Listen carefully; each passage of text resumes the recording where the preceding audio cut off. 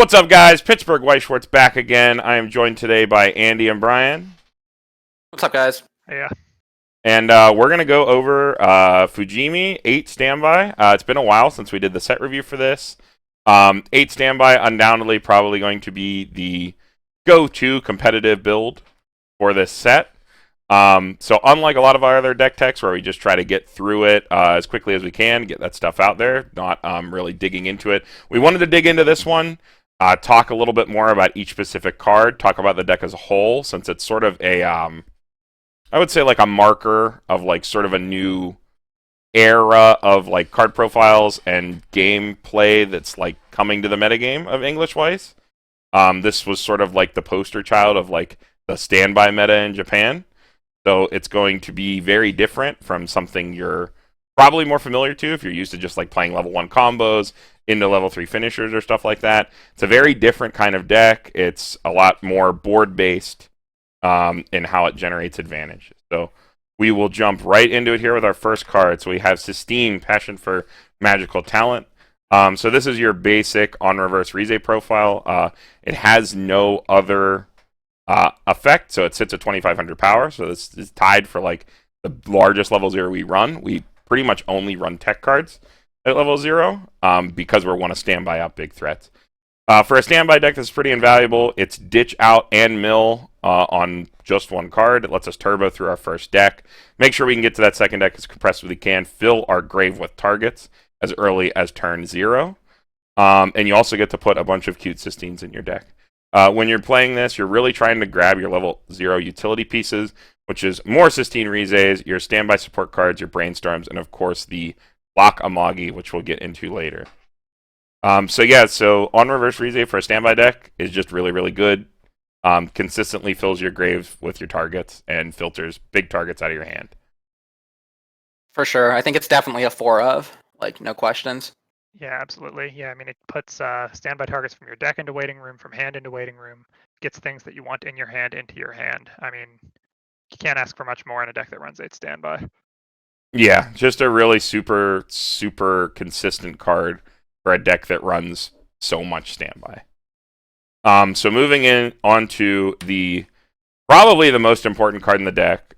So this is Hanbei, Fragile Yin Yang Master. Not sure what series she's from actually, but this is like our main back row card until we hit level 2 and we start like getting our big supports out.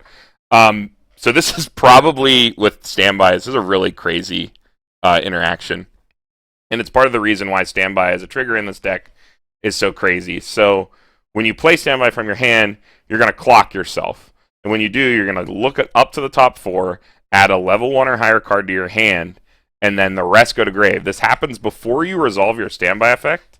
So what this lets you do is not only race yourself to level 1 as quickly as possible to make sure you put level 2 standby targets out as early as possible, which is that big 11-5 that we talked about in our set review. But just make sure that your grave is just as full as it can be, as early as it can be. It's just even more deck speed, and even if it only adds level 1 or higher cards, it's still the fact that it resolves before the standby trigger goes off, and it lets you throw a bunch of cards into grave. People who play standby Sal are probably very familiar with this sort of interaction. The Lifa Amagi has the same thing, except that one doesn't race you up to level 1, which is why Sal tries to put out a lot of 1/1s. Here in Fujimi, we don't value the 1/1 as much because we can get ourselves to level 1 so quickly, we can put out those 2/2s as early as turn 2. Yeah, I think it speaks a lot for this card that the part that you care about least on this card is the hand plus. Yeah, you care more about the mill and the fact that it clocks you. And I think that speaks a lot for how invaluable this card is in your deck. But yeah, this card's going to chill in your back row until we probably get to level 2 and we start bringing the Asias out. But otherwise, this is just going to chill. And you want to get this, and you want to get this into your hand and get it onto the field as early as you can. It's also a Global 5, so not bad. Global 5 during Oh, yeah. only during your turn. Only during your turn. So, helps you win over stuff on your turn. Alright, moving on. We got Sulphurous Salvage Brainstormer. This is Chizuru. Flowers reflected in the... No, this is Kurimu. Harimu? This is the student council president. Student council get it. president, whatever. Self-rest salvage brainstormer. We fill our grave like crazy, so the better selectivity is going to be in our grave. The first effect is a lot more flavor text than you think. We do run the 1/1 that we can stand, which can be like a decent stock out, I guess, if you need it.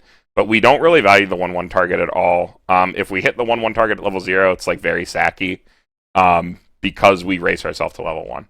But other than that, there's not much to talk about, other than the fact that I messed up the name of this card. It's just a self-rest salvage brainstormer. I think you want the salvage brainstorm instead of a search because you're trying to mill a lot anyway. So most of your deck's gonna be in your graveyard most of the time. Last two cards we saw, yeah, just fill our waiting room as quickly as we can. But yeah, moving on. Pretty simple. So this is the sickest standby support card ever. So this is Chizuru from the same series. Flowers reflected on a mirror, moon reflected on the water. Cool name, cool card. So basically what this card does, on play, you surveil. So what that means is you look at top card of deck, leave it there, or put it into the waiting room. Helps you confirm triggers or like dig closer into standbys. Have some examples there up on screen.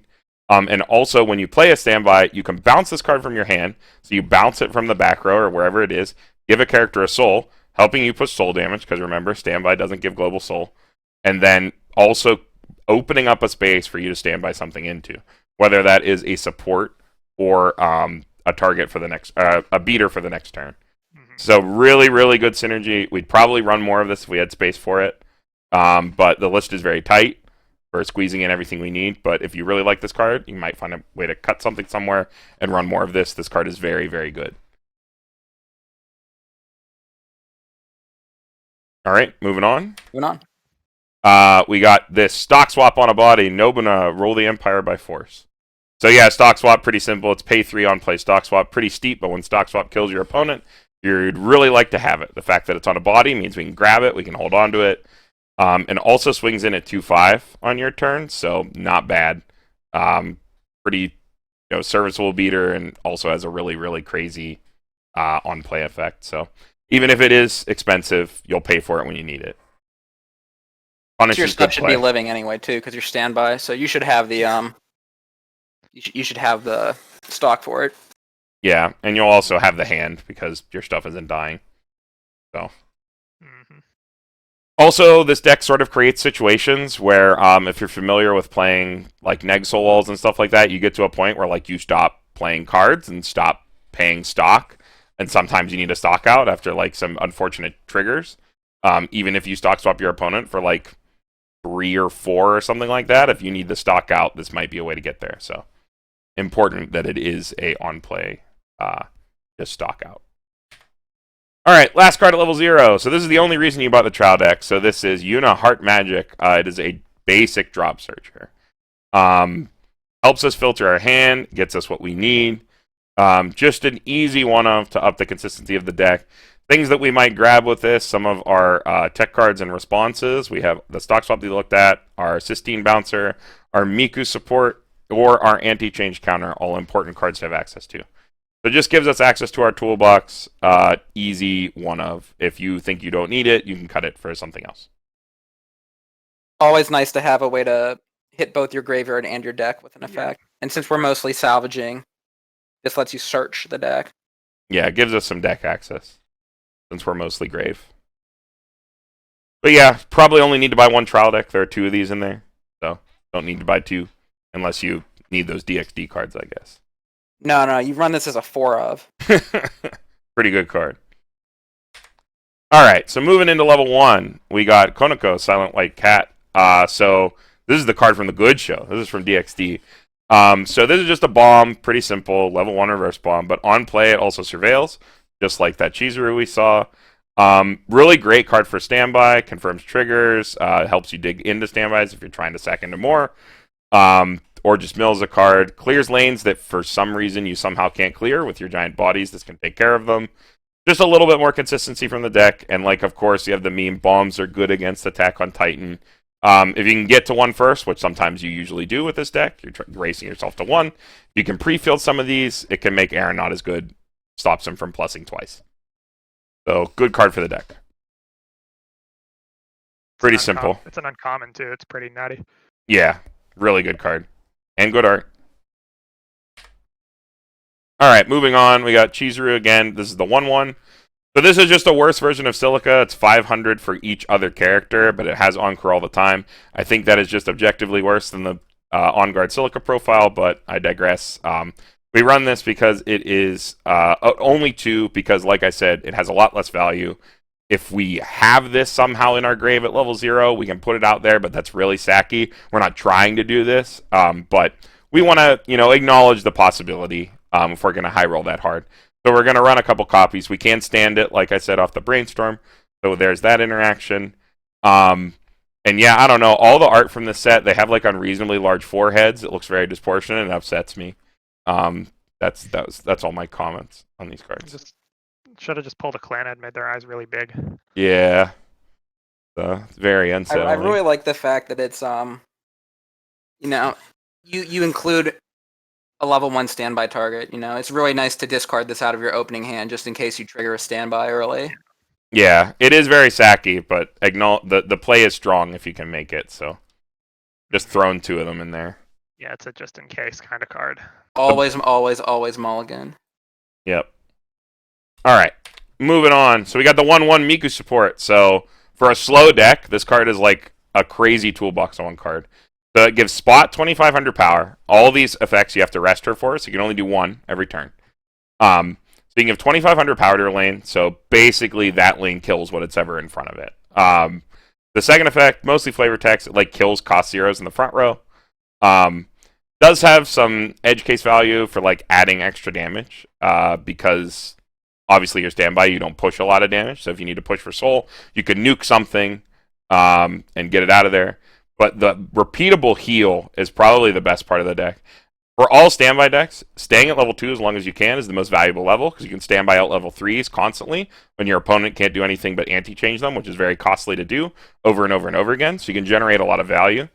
And it's also a stock out, like I said, with this deck. When you have a board full of 2/2s, you hit this point in the game where you're not playing cards, you're not paying out stock. All you're doing is backupping and it's swinging 3 times every turn. And if you trigger poorly and you need to pay out, healing's a pretty good way to do it.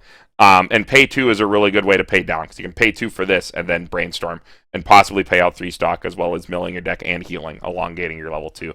So it has a lot of value in a slow deck like this, where we're trying to grind out the game as long as we can to generate as much value. So it's a very, very good one-off card. All right, moving on. So we got one 2K backup. It's just a 2K backup. Basic stuff. It's from Amagi Brilliant Park. The only Amagi Brilliant Park card in the deck, unfortunately. Shame. If you like the costless backup, you can make some cuts elsewhere and run this, but stock really isn't that much of an issue, and we're not trying to protect our non-2/2s very much. We're really trying to go all in on that card. So the 2K doesn't have as much value, but a notable inclusion, and if you like them, you can easily up it. But just your standard Always a good 2K thing to have backup. backups, standby deck. I wouldn't want to play standby without any backups. Yeah, you got a whole board. It's the name of the game. You're a board-centric deck, exactly. Moving on to level 2. So we got this. Oh, what's her name? Where are we at here? Tominori. Oh, Tominori. Okay, Healthy outdoor girl. So this is the biggest standby target that you'll ever see in English, actually. It's the biggest one. And I think it's the biggest one in the game? Question mark? Might be wrong there. By its own power. But so this sits at 11.5, gets 2,500 extra power for every card in your back row, which is the stupidest, easiest condition to fulfill for a standby deck ever. This card's always going to be live from the second you play it, unless you're low rolling incredibly, in which case, how did you get this card out anyway? But this card's super massive. It doesn't have a way to save it, but I don't think that matters. Never going to die anyway. The fact that it's so big, the fact that it's just a 2/2, your opponent probably isn't going to waste anti-change on this. If they do, you just get another one out for free. You get this out on turn 2 with like clocking yourself, because your opponent puts you to 0-5, thinks you can't get there, or like you're at 4 and you slam 2 of the yellow back row card and get yourself to 1, and then you just never have to play another card again. You just get these things out there, and for every standby you trigger, you just get another one if your opponent can somehow kill them. So you just keep putting these out over and over and over again. An 11-5 base power is nothing to sneeze at. That is a lot. Disgusting. Yeah. Really, really big. All right, other level 2 cards. So this is a little different from the Japanese version of the deck. For English, which we're going to run 2 anti-change instead of running the 3-5 significantly looter backup. Why? ACC is always good.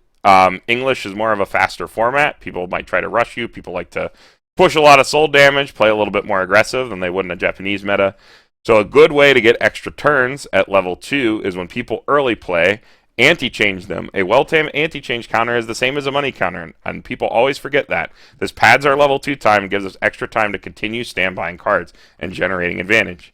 We're doubling up because even if Conan saves, stuff like that, you can just run Yo back over because your cards are so big.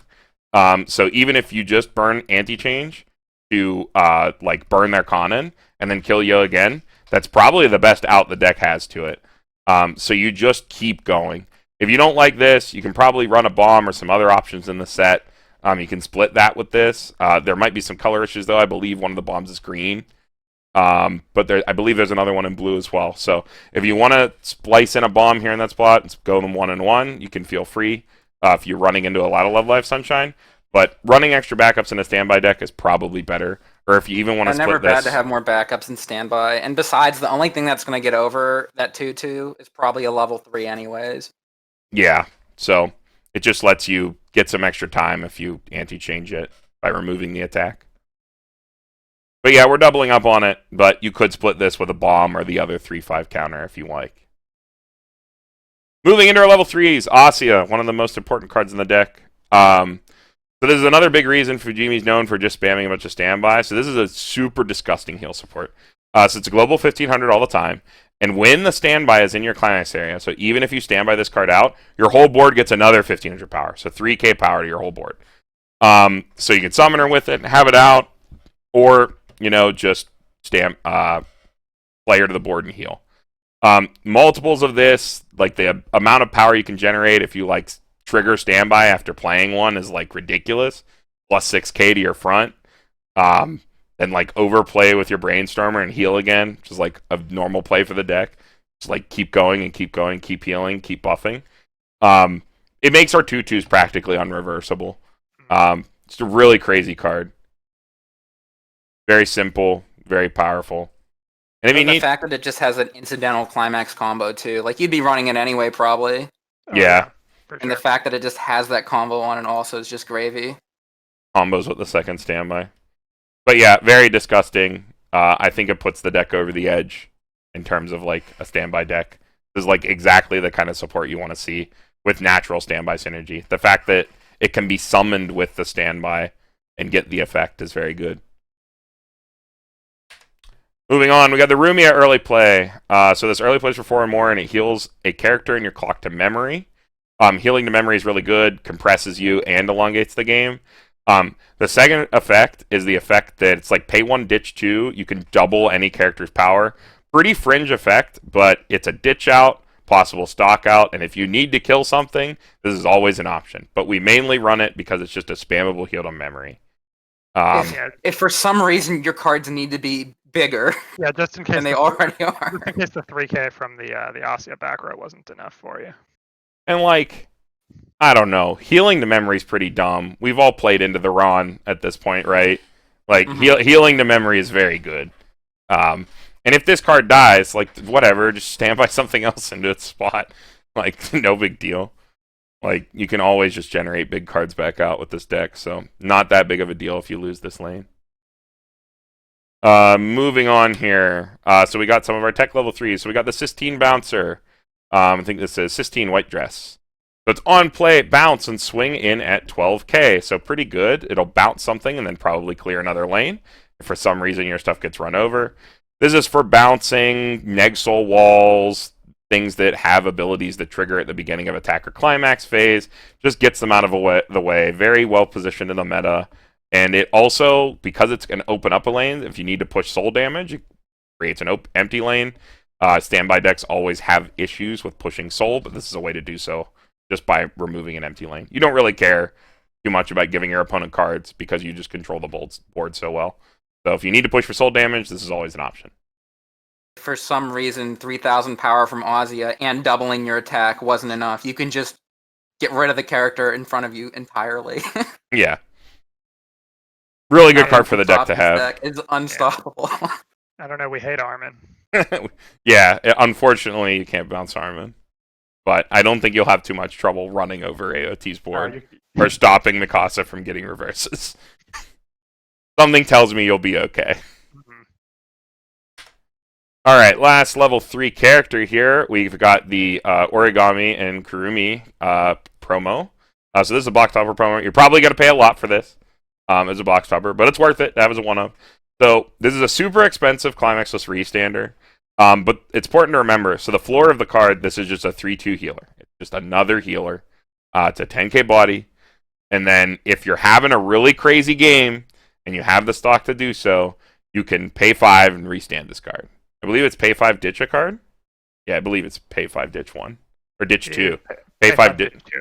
Yeah, pay 5, ditch 2. So incredibly expensive, but climaxless restand. If you need to push for game, you're going to field it, and you're going to do the combo. It's guaranteed restand, too. Doesn't need a reverse or anything. Yep. You just pay for it, and then you get it. So I really like it in combination with the next card, too. Because this one gives you like an aggressive way to pay stock to close your game out. Whereas the next card you're going to talk about is a very defensive card. Speaking of that, we'll get right into it. So this is Impenetrable Interval. So what this is a 3/4 yellow counter, and it gives -2 soul to 2 characters. Unfortunately, it does target, so it gets outed by hexproof. So Armin, stuff like that. So unfortunately, it doesn't work there. However, in pretty much every other matchup, this is turning off 2 lanes of attacks. If you do get hit to level 3 early, this just gets to further sustain you, along with all your heals and all your board. Just continue to live. Drag out the game as long as you can, and make sure that you can finish out the game, even if it's with vanilla swings. But yeah, I think this card can really unnaturally extend games to the point where I don't think there's a way Fujimi can lose. But they have to have enough stock to do so. The pretty big stock crunch, especially if they play a couple Rumias, they might not have as much stock. Yeah, but I can really I imagine that when you have a good game with this deck, it's just going to feel unstoppable. Yeah. Just when all your standbys line up and you're able to execute your strategy, you just should not be losing. Mm-hmm. Yeah. Something to note is you can also start stocking up on this card early. It is a level 1 or higher card, which happens to be what the clock look at top 4, take a level 1 or higher card, level 0 in our deck does. Yeah, so you do have a way to add it to hand with another effect. And holding it in your hand isn't too bad because, like we said, you're not playing too many cards from your hand, you're summoning them. Right. So, and those cards are never dying. So you're holding like a lot of counters and like maybe some like support cards in your hand and like maybe some Rumia early plays. So you do have the space in your hand to hold a couple of these early. Oh, for sure. Like if you end up with too many cards in hand, just discard your characters and just hold on to these. But yeah, that is all of the characters in the deck. Obviously, we have 8 standby. We have the Student Council one, and then we have the High School DxD one. Obviously, you have to play the High School DxD one to get the Ozia additional power. And the other one is for the restand of the 1/1 only. Those are the only climax combos, quote-unquote, in the deck. That being said, the climax combos are not that important. This deck is very vanilla. That's one of the strengths of the deck. You don't really care what climax you are playing. You are playing the climax to get the standby effect, not execute a combo. So that adds a lot of consistency to your strategy that you don't care which one you are necessarily triggering or playing, because it's more about standbying specific targets than it is about comboing with specific cards. So it adds a lot of consistency to your strategy. So lastly, the whole deck list laid out. As you can see now looking at it, this is fairly standard. Not too many tweaks to adapt this deck to the English meta. Obviously, you can have your own reads on the meta here, and then you can make changes accordingly. But mostly, this deck is basically executing its own strategy Doesn't care too much about what its opponent's board is doing. It's generating big walls and hopefully walling out its opponent. Getting into basic strategy, we sort of went over it as we went. At level 0, you're going to be milling out with your on-reverse Rize Sistines and trying to get your Clockamagi as quickly as possible. You're going to race yourself to level 1 so that you can get your 2/2s out. You're probably going to, if you can get the 1/1 onto the field at 0, you're going to do that, but it's not your main game plan, and you're going to try to hold as many utility cards, I represented that with the Chizuru down there, in your hand as you can so that you can continue your strategy and trigger standby as much as possible. Moving into level 1, we got our 2/2s out on the board. We're going to play some Konokos, clear some lanes that our 2/2s couldn't clear if we couldn't get a bunch out, and also make sure we trigger more standby. Maybe we'll grab our 1/1 Miku so that we can, maybe get some extra turns, possibly heal even early, heal at level 1, which would be pretty nasty. And then we're moving on to level 2. At level 2, we'll play some Rubia early plays to heal, and also standby out as many Azias as we can. This is where we sort of retire our Clockamagi from our back row, and our main back row will be Brainstormer and Asya, or double Asya if we are lucky enough to get it. We're going to play Anti-Change to protect our 2/2s, whether it's just as a backup or for the Anti-Change effect, leading us into level 3. Finally, at level 3, we will use our Anti-Soul event as much as we can with the stock that we have. Going to continue playing Azias, whether they are from hand or from grave, to heal and buff our board. Continuing to put out 2/2s even at level 3 because it's such a big target, and then maybe finishing the game with our Restander if we have the resources to do so. But mainly you will be finishing your opponent off with vanilla swings. But yeah, any other thoughts on the deck? Vanilla swings have never failed me before. They're the only things that kill people. I don't think there was really any encore options. No. In this deck, were there? No. I think it's a very interesting design choice. Design space that Bushiroad used here. Everything is absolutely massive. They put all their stats into power. Mm-hmm. But there's not much encore. You don't really have any way to encore your effects, so I think you got to really watch out for it. If someone runs a lot of higher level bombs, like level 2 and level 3 bombs, that's going to be what really can get you. Because the deck wants to hoard a lot of its stock for the late game for your forecasted counter event. But in order to do that, you're banking on your characters not dying.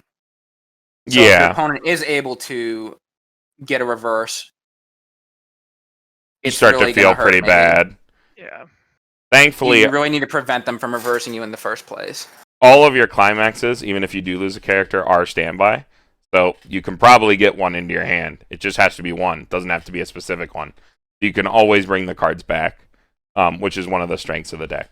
It's like running 8 of the same climax instead of running 2 different standbys, because you don't really care which one you play. I don't know. I just think it's a really interesting design choice. Just make everything so big it's unkillable. Just power, if they do yeah. kill it, it dies. Mm-hmm. Yep. No cheeky encore here, except for our 1/1. I think that's the only one. Yeah. Mm-hmm. But the 1/1 is not our core game plan. It's going to be so annoying to play in English. I've really smack talk Konosuba a lot, but I feel like I'm going to start going to tournaments and shaking every Konosuba player's hand. They're doing justice. The deck can be very annoying, but I think that a lot of people, especially with the reveals of Konosuba Legend of Crimson, are going to be de-incentivized from maybe playing this by the time we return to having organized play for regional Weiss events.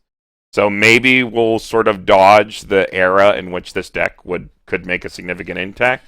But I think it's a strong deck. It's a unique deck. It has a lot of anime properties that a lot of people who play Weiss are very interested in that aren't otherwise represented yet, like Data Live or High School DxD or Akashic Records or Is This a Zombie and stuff like that. So it represents a lot of fringe series that people care very intensely about. So I think we'll probably see it a lot more than we think. And it is a very powerful deck. It can be annoying, but if you just compression and crash board, your opponent will overswing. Mm-hmm. So, got to take the coward's play and crash board and hope you cancel. Yeah, I can definitely imagine scenarios with this deck where they struggle to find their standbys and the entire game plan falls apart too. So it's not like it's it's unbeatable by any means. No. It has holes, but Yeah. it is a very strong deck. It's very unique, and it is a first for English to have this sort of strategy emerge. Our most other centralizing standby deck that we had in English was Standby Sal, correct? Am I wrong on that? I think it's like the Bunny Girl, I'd say. Bunny Girl and Sal. Yeah. Mm-hmm. In terms of like Weiss's history, Bunny Girl didn't get to make as much of a splash as it probably should have. And by the time we return to organized play, as I said, it might not even be relevant if we don't get second set by then. But that Is stands to be Futaba seen. beefy enough to give Fujimi, you know, can you like get there in power, you know? You just bounce her. You don't even have to deal with her. Or you double something's power. Yeah, you can just double something's power and kill her too. Which is bigger? That's quite the boxing match. Yeah, it depends on how much support and counters that I'm gonna attack your 20k with my 20k. Yeah, create some interesting situations. But yeah, that's it for the deck tech, guys. We wanted to go more in depth with this one, get a bunch of people on it, since, like I said, we reviewed Fujimi a while ago. It's not as fresh in our minds. As always, try to put the slide on all our videos, because people find Weiss videos on YouTube, don't know where to go otherwise. Got both the Discords, the Card Games Discord and the Competitive Weiss Schwartz Discord. We don't own either of these, but we frequent both of them. If you are looking for webcam games, tabletop simulator games, you want to chat about the meta, maybe sell cards, you can go to Discord. But if you're primarily looking to buy and sell cards, you probably want to go to Facebook. The global community and the NA community are the primary places that people buy, sell, and trade cards. Some card of the day reveals and with translations from Japanese are posted on the global community, as well as some infrequent meta discussion, but that mostly happens in the Discords. Also have our Twitters on here for our recurring casts that are in most of our videos. I tweet about Weiss fairly often. I don't know about the rest of you guys, but yeah, give us a follow if you're interested. In terms of upcoming content, we have a new video series in the works that we plan on doing sort of like a twice a week release. Once we can get those together, those are coming soon. I'm really gonna like it. I'm working on getting a bunch of them ready to go, sort of to have more regular content. I know it's been a dry spell since we sort of had our Bang Dream Volume 2 thing go up, but everything's sort of slowed down now. Quarantine's really starting to drag for a lot of us. But we're trying to reinvigorate, get some content out, get something more regular stream of stuff going out. And everyone's going to be involved in it. Try to get as many of our guys on it as we can and get that stuff out there as quickly as possible. In terms of set reviews, Memory, Snow, and Slime. Don't know which one we'll do first. Depends on what we can get together. There's a specific guest I want to get for Slime. I have to contact them and get that ironed out. So you might see Memory Snow first. But yeah, I think that's for it. Slime, subscribe for Memory Snow. Yeah. Like for Slime. Subscribe for Memory Snow. Comment for Adventure Time. Poor Adventure Time got pushed back to the winter. Yeah. Rest in peace. Big Christmas. Adventure Time Christmas. Ask your parents for Adventure Time boxes for Christmas. But only if the set's good. But yeah, I think that's it. Pittsburgh Weiss Schwartz signing off. We'll see you guys soon.